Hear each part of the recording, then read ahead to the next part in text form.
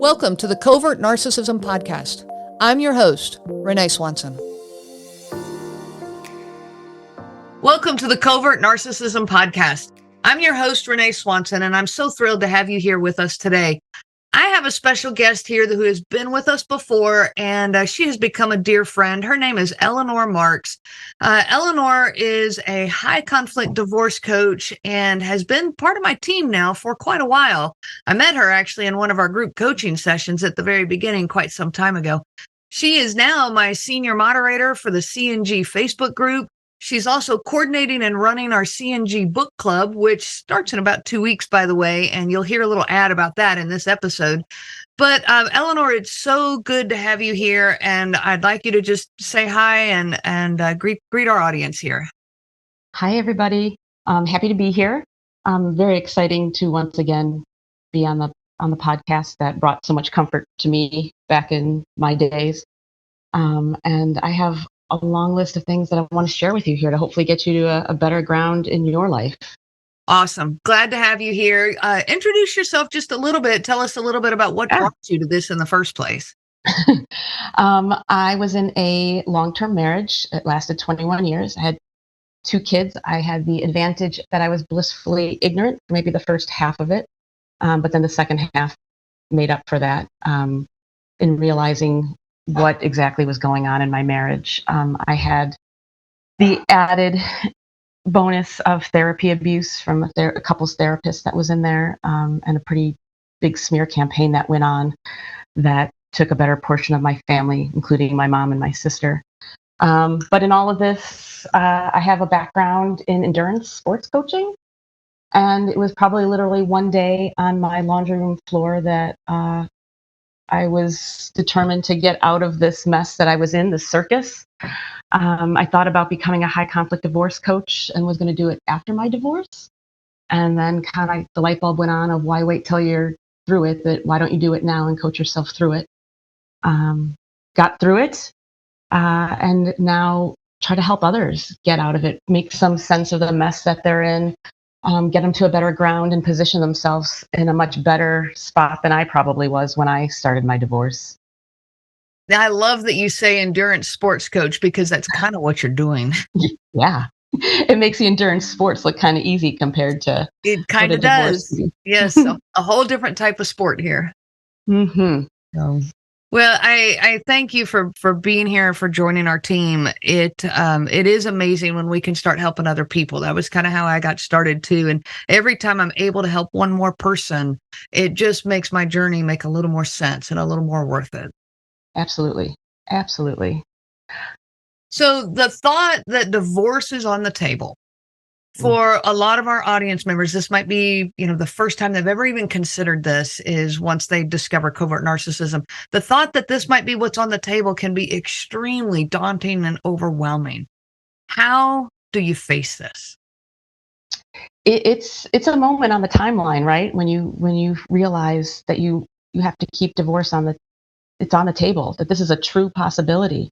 And as I talk about the things of getting yourself maybe mentally, physically ready for this, there may be a casualness in my voice, and I'm going to try to inject a little bit of humor. But please don't for a minute think that I think considering divorce is a casual topic or that it's funny. It's a very serious thing, and we all come to it at a different point, some faster than others.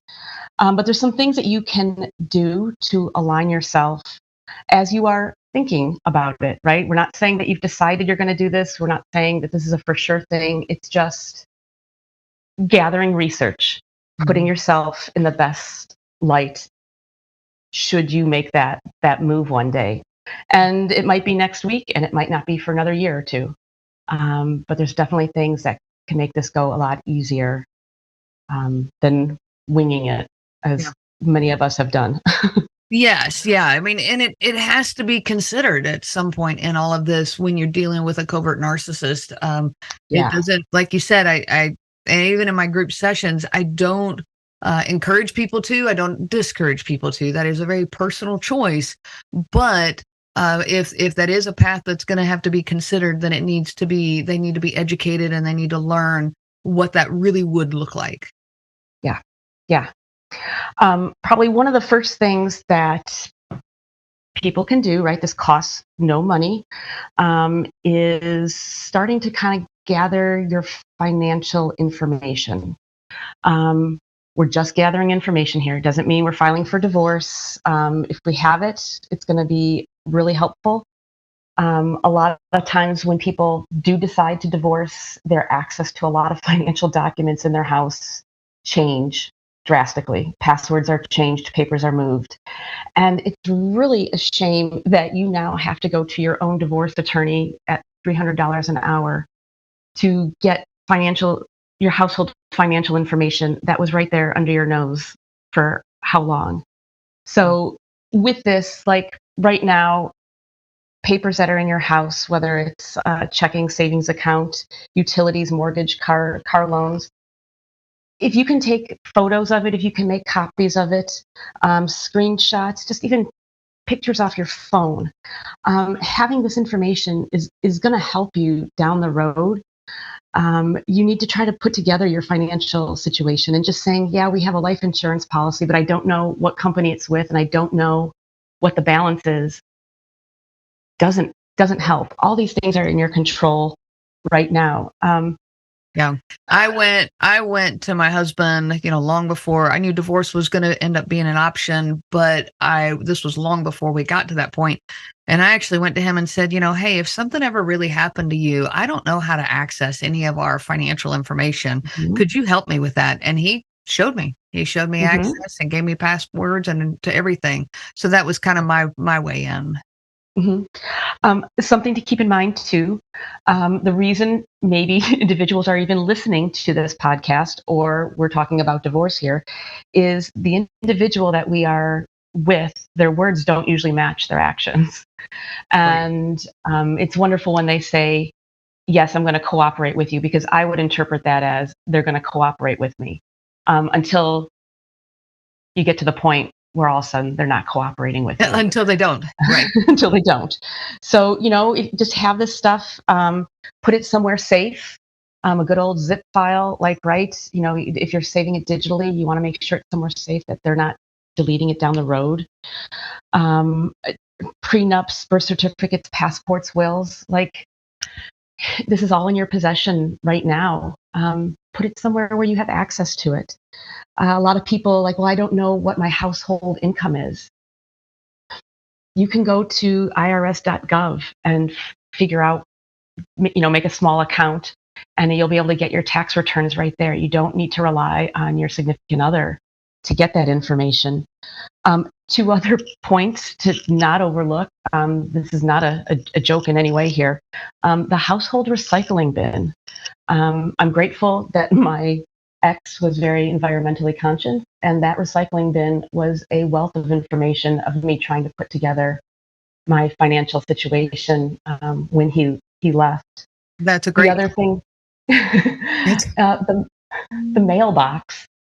I'll admit it. I thought my husband just liked going out and getting the mail, get a little exercise, a little fresh air, until he wasn't at the house and I had to start getting the mail. And it was interesting to see what was coming in the mail. These things that we kind of took for granted for so long were really right under our nose to figure out, oh my gosh, we have a credit card there. I didn't know that. And again, collecting more information. Something else that doesn't hurt is passwords on your own computer, to update them, to keep things safe. I have multiple clients that have said that their significant others have gotten on their laptops, deleted stuff off. You think things are safe there, but they're not. So just being smart with where you're keeping things can go a long way in all of this. right. When your significant other, right, at the end of the day, this is all about control and controlling you. And if they start to get the idea that you are thinking divorce more seriously, you're getting your ducks in a row, they're going to feel like they are losing control. And if they are losing control of you, they want to control you somehow. So looking at things in your house, things that are important to you, things I kind of call it grandma's pearls, or like something that's irreplaceable. It would not be the first or second or third time that I have heard of very sentimental items disappearing, breaking, getting lost, being moved. Now might be a really good time to find a new location for those, whether you give them to a friend to hold at their house, you have a gym locker, you have a desk at work that they have no access to. If you don't have those options, maybe just even a new place in your own house where they can't find it readily, easily to put these objects in. So And a new they do place remain that's safe. a new place that's out of sight, because out of sight, out Out of of sight. mind a lot of times. Yes, yes. I've held people's photo albums at my house for them. Little scrapbooks that they've worked years on. Yep, those things are really the most important to them material wise, and those are easy targets for someone to take advantage of. Yeah. Something else, social media. I love social media, right? Like I don't post a lot though, but I definitely see the benefits in it. You've probably heard it before. This is nothing new. Watch what you post. Much easier to pull back on what you post than try to do crisis management down the road, because anything you post can kind of be used against you. Reverse it too. This is a very emotional time of trying to decide if you're going to divorce. Seeing what your significant other posts can be kind of overwhelming. Don't put yourself in that position. Don't keep looking, trolling. Might sound easier said than done, but as we've all seen on your own CNG Facebook page, people, I did it again. I went to their Facebook page and saw Yes. how things were, and you're like, oh, why did you do that? Yes. So just trying to keep that in check. Yeah. I blocked him, and I never, never. It's been almost 5 years. I've never unblocked. Yeah, one of the best things that I did too. I just don't need to be there. Don't need it. Again, we are just talking about divorce. We are not filing for divorce, right? So I'm trying to keep the mood of the podcast at a very manageable level here. But attorneys, you want to do some research in just thinking about what kind of attorney you would be looking for. A lot of people think that you need like a bulldog, an aggressive attorney, or the highest paid attorney. In my experience, I would say you don't need either of those necessarily, but you do need a calm, level-headed attorney, someone that sticks to deadlines and is going to keep the progress of this moving forward. I'm always sad when I get a client who has been, 10 months, a year, and nothing's happened, but they've paid an attorney dearly for nothing to occur. We want your case to kind of get in and get out. We want your financial information. We want it separated the best way it can be, and for things to move on. No 3, 4, 5 year divorces here. Asking around to friends that have gone through difficult divorces, not a bad idea. Never overlook your Facebook group, Renee, Divorcing a Covert Narcissist. It's 20,000 people there who are going through exactly what you may be going through. Throw a post up there. Hey, Cook County, Chicago, who's used an attorney that you would highly recommend? And get advice that way versus just kind of throwing a dart and hoping for the best in That's a what great you get resource. attorney-wise. It's a great resource page. Yeah. Something to keep in mind. I got the surprise of this, a lot of attorneys want you to pay for a consult, and some are free. And like, why would you not take the free ones, right? Those are great. I did that. I did a free consult with the attorney I retained, only to retain them and find out that I was retro charged for the 2 phone calls that I made to him, and already had a portion of my retainer eaten up before we even started. So just keep that in mind as you are doing this research. One of the things I have on my list here is that you may have the urge to want to tell your significant other that you're considering filing, that you're doing this research.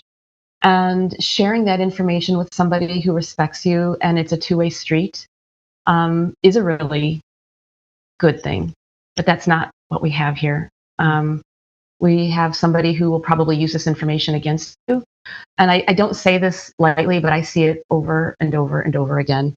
And when we kind of try to be honest in this way is when a flare-up occurs. This is when they're gonna things are gonna get even more difficult, the losing the control.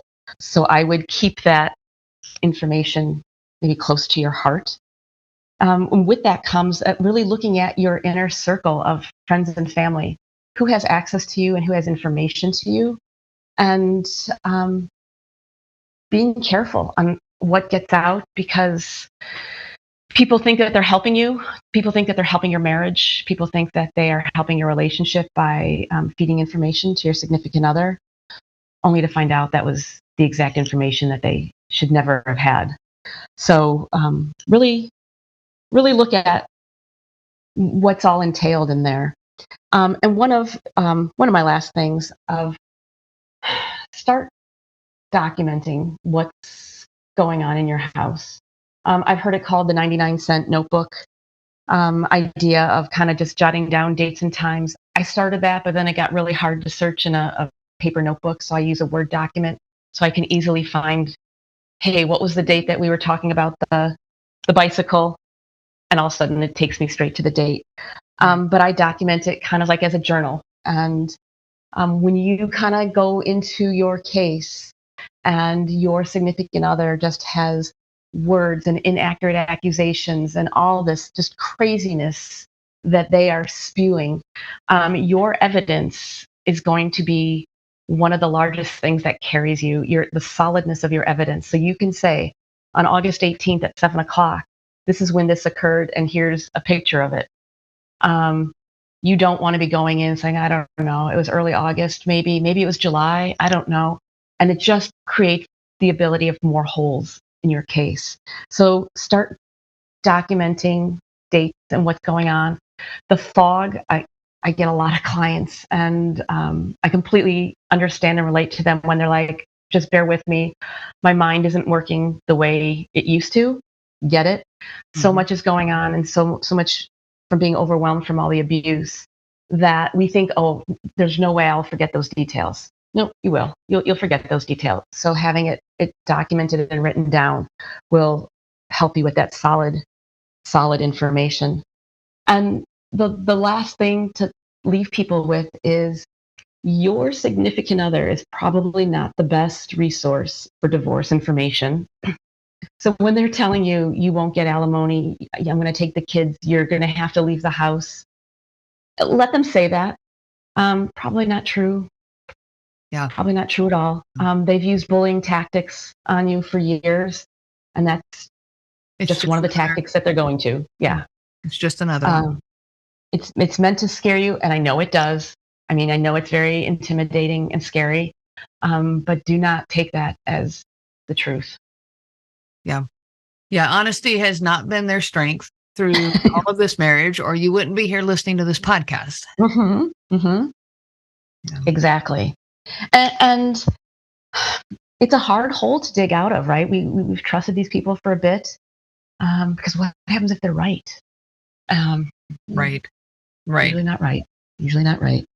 Well, it feeds the fear. Part of the fog that we're all living in these relationships is fear, and it feeds that fear. Yeah. Okay. I'm always here to talk to people. You're welcome to email me. Tell my audience here where to find you. I have a website that's eleanormarks.net, spelled out EleanorMarks.net. From there, you can find my email address and contact me that way. I book sessions. I think every third client tells me I need to raise my rates. I purposely try to keep them low because I know a lot of people are in some very difficult financial situations. On purpose. I mean, the financial abuse that goes along with trying to divorce individuals that we are dealing with is very serious. So that is the reason I try to keep my rates very manageable for people. And I appreciate that. I get a lot of that as well, but I'm with you. I try to keep this manageable for those that are in need. Yeah. Okay. And thank you. The link to the website and your email address will be in the show notes attached to here. So Eleanor, thank you so much for being here and being not only a part of this podcast, but a part of my team with CNG and a part of our team. CNG is a community and you are a huge piece of that community. So thank you for being here. Oh my goodness. Thank you, Renee.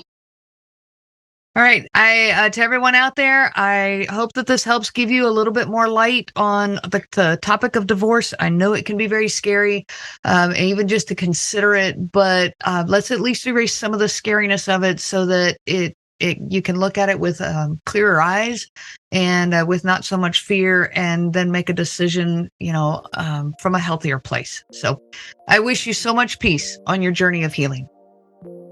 You have been listening to the Covert Narcissism Podcast with your host, Renee Swanson. Be sure to check out our website at www.covertnarcissism.com. There you will find many resources just for you to help you on this journey.